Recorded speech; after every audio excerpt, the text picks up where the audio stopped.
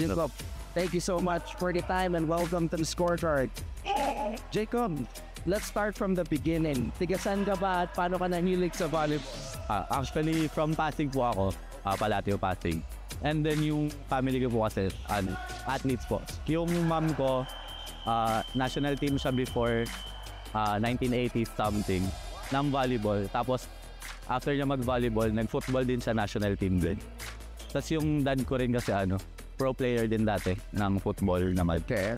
So, ayun. Both coaches sila. Pero yung dad ko kasi ayaw niya kaming pag-footballin ng mga kuya ko kasi delikado daw. Delikado? Opo, delikado. Kasi puro player sila.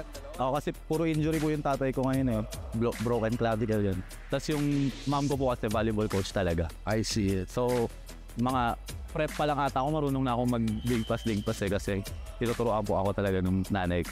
Okay. So ever since ba, Jacob, masasabi mo that it's always been volleyball or did you try other sports prior to volleyball? Puro volleyball po talaga. Ayun, nakamulatan ko na rin talaga yung volleyball. Okay. Ano yung first organized volleyball mo? Sa school ka naglaro? Grade 4, varsity ako sa Pasig Catholic College. Okay. Tapos tuloy-tuloy na ba? Grade 4. And then, paano ka na-recruit sa NCAA? Okay. So, kilala na po ako ni Coach Arnold before kasi nung junior high school ko, nasa Lasal Green Hills po ako. Okay. So, yung NC ko, nirepresent namin Benilde. So, junior kami ng Benilde. Tapos lumipat lang ako ng UE nung senior high, which is UAAP naman. And then nung pandemic, parang nag-reach out kami kay coach kung baka sakali. Kasi tayo pa na mga school. Buti, kinuha naman ako ni Coach R. So, galing ka pala sa uni? UE senior high. Uni senior high, okay.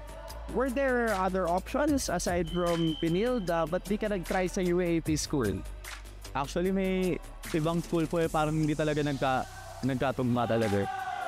Pati parang first option ko rin talaga yung Benilde kasi maganda rin yung school, tapos Lasal school pa. Kasi from Lasal school din ako before. I see. Okay. What course are you taking now sa Benilde? And was that a factor sa pagpili mo ng Benilde? Actually, ayun din. Factor din siya. Kasi yung course ko po ngayon, yung program ko ngayon is BSBA, major in export management. Okay. So, I think sa Benilde lang yung may ganong course sa Philippines na gano'n. So, parang mas ako na. What kind of jobs can you apply for with a degree in export management? So, yung mga jobs, pwede ka sa procurement, international business or trade, gano'n, and the like. So, logistics, pwede din. Ano ba yung pangarap mo na trabaho, if you're not playing volleyball? Plano ko ang tinatarget ko po ngayon talaga is DTI. Gusto ko talaga sa DTI. DTI, Department of Trade and Industry. Yung Bureau of International Trade Relations. Kasi gusto ko yung mga trade. Sige, let's manifest that. Pero ngayon, siyempre, siya ka sa nakita ka magaling na opposite differ sa NCAA sa volleyball. So, kamusta naman yung naging journey mo? So, yung journey ko this season, sobrang hirap kasi yung volleyball career ko, hindi ako nagkaka-injury Parang this season lang talaga ako nagka-major injury. Because even nung off-season, medyo masakit na yung tuhod ko. Tapos nalaman namin na may tear yung patellar tendon ko sa left. Before pa mag-start yung season. So, pa-start pa lang mga 2 weeks before ata. Pero pinapa-therapy ko na siya before. Tapos sabi nung doctor ko, wala na daw siyang ibang may isasuggest na parang rehab, gano'n. Kasi medyo malala na. Halos lagpas 1/3 na siguro yung punit. Before pa mag-start nung season. Tapos, sabi ko, since ko na, last playing year ko na, operaan din naman ako, nonetheless, if I play or not, bubuksan din naman yung tuhod ko. Sabi ko, ilalaban ko na hanggang dulo kung saan ako aabutin. Tapos, ayun, inalagaan ko na lang din talaga yung katawan ko. Dasal din. So, Jacob, you mean to tell me na every time ka maglaro, may pain? Opo. So, nilalaban mo ng talaga?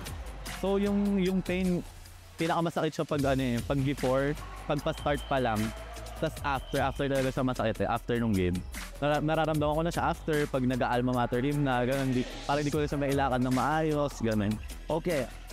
Jacob, you're the non-graduating player in the first 6. Okay. So, nakikita mo ba na with mga teammates po, talaga na gusto send off ka in flying colors na bilang isa sa mga graduates? Opo, kasi nararamdaman ko din yung support nila eh. Kasi ang challenge sa akin nung una, since kami lang maratigan halos yung senior sa loob, ang challenge sa akin yung kung paano mag-lead eh, kasi hindi ako masyadong vocal eh. So, ayun, parang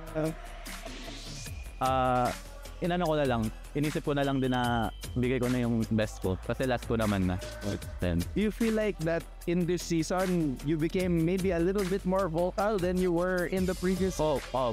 Ayun. Kasi mahirap eh pag iaasa mo po sa mga bata eh.